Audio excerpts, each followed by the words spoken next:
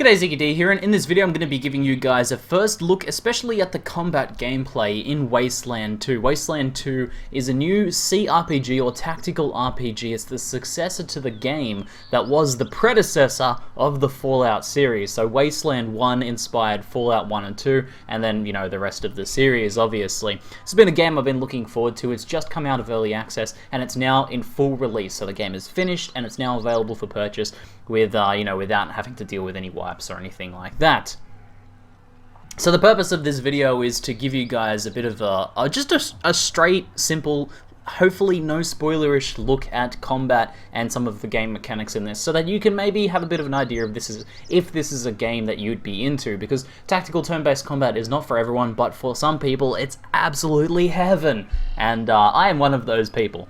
So in this, I'm not going to give you guys any backstory of where I am. I'm at a place that's under siege, there's combat going on, there's fighting, and I'm attempting to lift the siege. So that's all you guys need to know. I'll try and keep this as spoiler-free as possible. I have here my group of rangers. As you see, you have a party. You can start off with 4 members, and you can get additional members. I'm not sure exactly how many. I think you maybe get 2 or 3 additional extra members on top of the 4 you start with.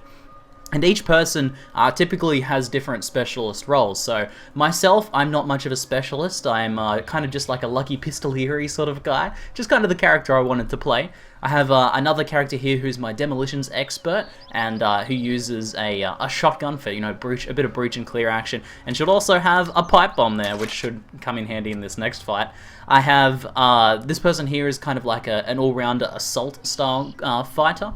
I have my sniper here. He's obviously got a hunting rifle there. And I have another assault leader slash medic just here. So if I go into the inventory here, you can see that each of these different characters have different skills. This is my kind of all-round leader slash medic character. They have a bit of points in surgeon, field medic, leadership, perception, outdoorsman. They're kind of just like a bit of jack of all trades and take over a bit of the leadership role. Whereas myself, I only really have like handguns and toaster repair, which is absolutely crucial. But you can see shotgun demolitions. You can see there's a lot of different skills you can invest your characters in, and it's a good idea to have people that specialize in different roles, and then it's a good idea to have a well-balanced party that covers each of these different things. As you can see, there are, different multiple weapon slots, there's multiple gear slots. It's a lot of what you'd expect from a Baldur's Gate style tactical RPG, and you can find various items by killing and looting enemies, by, rummaging through ruins and things like that, or just by bartering and interacting with other NPCs. And this does have a lot of heavy role-playing in it. There's a lot of talking to people in town, trying to find missions, problem-solving, helping people out, making decisions. There's some pretty big split decisions I've already encountered in the first 6 hours. But without any further explanations, because there's a lot to this game I could go into, I just want to get straight into combat. So let's do that. I've cleared the town up to this point so far. There's been a bit of fighting in this area. I do have a little loot baggie here, because I just loaded in the game. I'll be taking all that. There's some ammo just there. I can siphon that off to specific people if I want to. Now, I believe that there is a mortar encampment just in this area over here, so I'm actually going to have my sniper take up a position on the roof and see if we can get some good intel on what exactly is going on over there. So you'll see that just here I can actually take cover behind this, and in combat your character will actually duck down behind this. You also have the ability to crouch to be able to improve your evasiveness and accuracy in combat as well. So this will play a big role, and you'll see this in the upcoming fight. So let's have Craze move forwards though and see if we can get a good sight. Are you drunk? That mortar's supposed to be pounding the wall, not shooting over it. Sorry. Got the range now, I think. Wait, what the fuck, dude? Did I say fire in the hole? Did I? I wasn't ready. Don't make me come down there, assholes. So what you just heard there was radio chatter, and this actually happens a lot through the game. It makes the game feel very alive. There's always lots of going on in terms of the background audio. There's lots of radio chatter mid-combat going on, and even like radio chatter from neighboring towns can occur, letting you kind of know what's going on in the world as you're playing. And it makes the world feel very alive, and it makes some combat situations feel very intense as well. So that's pretty cool. That's just a little bit of an example there. So I have spied the mortar sort of set up just here. I can see 3 soldiers. I do suspect there is more in the area, but Crazy does not have a good line of sight on anyone else. But we do have a good lay of the land now. We have good cover in the area approaching these guys. We also, it looks like I have an alarm system just there, so I need to see where that alarm system actually is and make sure that's not something we trigger. And otherwise, I think we're going to have to move up. So I'm going to grab the rest of my rangers now, and I'm going to head up this way. We're going to move together as a party. We'll keep Craze there. He is crouched, isn't he? Let's get him crouched so he can take up a better position, just in case things go awry. Alright, so we have a better line of sight now. It looks like there is at least two more wreckers there, so we have a bit more of a clear view of things now. So I'm actually going to head up this way. This fence should keep us covered from any prying eyes, and we can move up just here. Alright, so it looks like Cindy, who is currently on the lookout for anything suspicious, has noticed the alarm system on this actual crate just here. So we could ignore this, but I'm gonna try and disarm it. She has the alarm disarming ability in addition to explosives expert. So if that was also rigged with TNT, she could potentially disable that too. So success, awesome. So now we can loot this just here. We got a pocket medic pack. I'll send that to my medic, and we got some sniper rounds, which I can't send to Craze because he's all the way up on the roof. So I'll just have to take that for myself for now. Okay. So, I think we're going to want to set up to the best of our ability now before we actually start the combat. And getting a good setup, getting the jump on your enemies and, being in good positions is going to help quite a lot. So, you'll notice there's different types of cover. We have a small stone cover here, we have some metal barrels, and we have a wooden crate just here. There's also a large stone just here. Now this will provide a small amount of cover because it is a smaller sort of thing, it's not a full body block, whereas something like this building or this large stone block is a full line of sight block and makes you pretty much unable to be hit. However, things like this stone can't be destroyed. However, things like this wooden crate can actually be destroyed by gunfire, so you have to take that into account. There could be large cover that is destructible though, and you might need to be aware that you might need to move to somewhere else if that cover gets destroyed, or it could leave you vulnerable. So Cindy is our shotgun expert. I'm gonna have her sort of try and sneak around to the back just here, and we'll get in nice and close. I want to get her in a good position to potentially take advantage of that. I'm gonna have Ziggy move into the side of the building just here. I'm going to have my two assault fighters move in at the longer range just there and take up cover there. So that looks pretty good. Ziggy feels a little bit exposed. I'm actually going to move him back just there. I do have a goat following my party. Don't ask me why. Don't even. So we have a few ways of initiating this fight just here. I think I will initiate, since we have the element of surprise, with an attempt at a headshot from Craze, our sniper. So let's try and take out this wrecker just here. We do have a good line of sight on all these guys. We have a very good chance to hit because of our position and because we are crouched. I take a lower chance to hit at a chance of one-shot kill with the headshot. So I'm going to go for that, and we'll see how it goes. Oh, the headshot popped like a blood sausage. Success. Okay, so this guy is taking up cover just there and taking a shot at Cindy. Cindy dodges successfully. Now the enemies are rather intelligent. Sometimes they will try and rush your position, sometimes they'll play a bit more defensively and take cover, sometimes they won't be aware of things like this guy's taking cover from the enemies he sees over here, but he is not taking cover from Craze, so I have full line of sight just there. And then, other times they'll try and flank you and things like that. So the AI seems pretty intelligent overall. I've been pretty impressed with that. So we actually have a pretty good line of sight on this guy just here. So I think I'm going to have...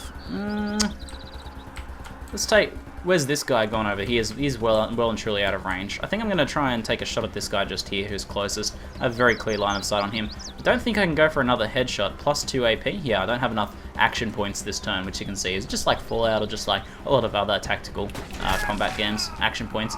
It was a successful hit though. It was actually a crit as well, so it did pretty well just there. So I'm going to end turn just here.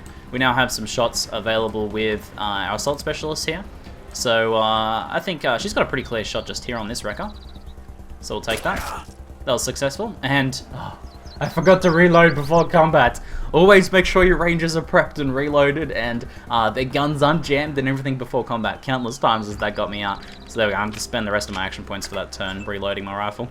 Okay, so we have another shot here with Steel, who doesn't have very clear line of sight because of the cover this guy has just here. Sight's completely blocked for that guy.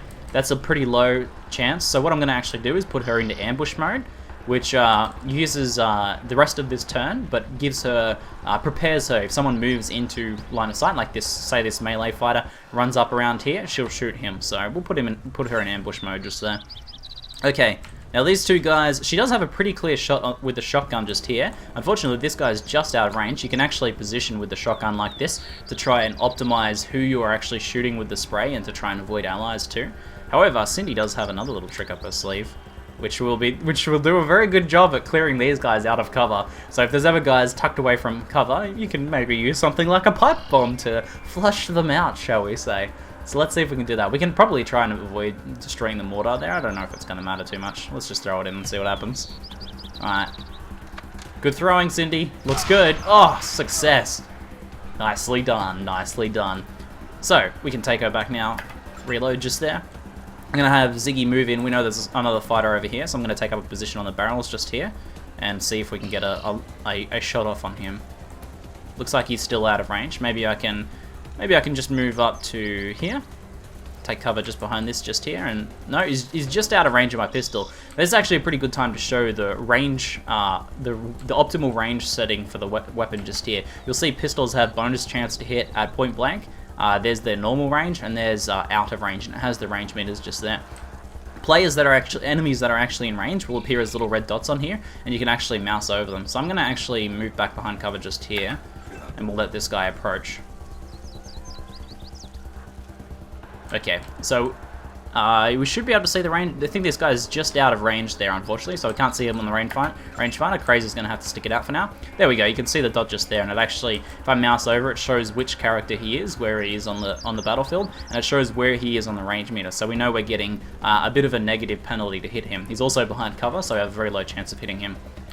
What I'm actually going to do is move up just here. Now I should be able to take a shot from behind cover just here. She'll pop out from behind cover and take a shot. Successful shot. Nicely done.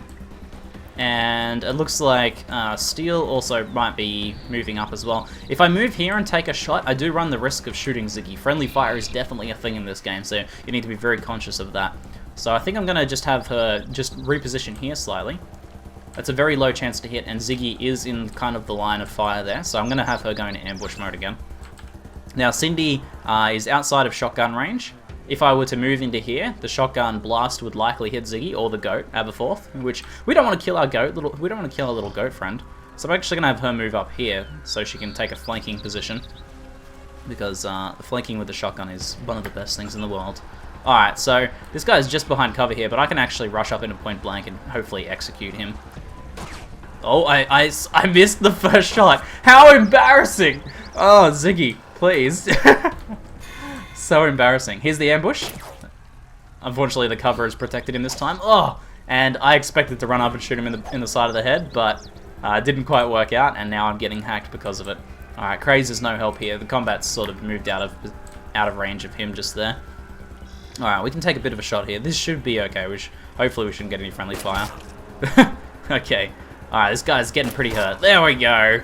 Success. Everyone gets XP. It divides up the party XP just here, and you can see the XP we got for each different kill. And then a total XP is awarded. If we have any characters level up, we can call into home base, get our promotions, and then start allocating some skill points.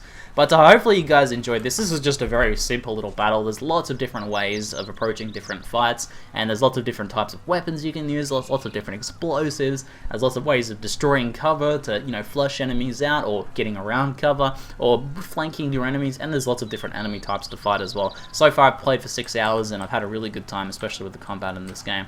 So hopefully this has been helpful for you guys, and hopefully you know a little bit more about Wasteland and whether it's a game you'd be interested in. Anyway, that's it for now. I'm ZiggyD, and thanks for watching.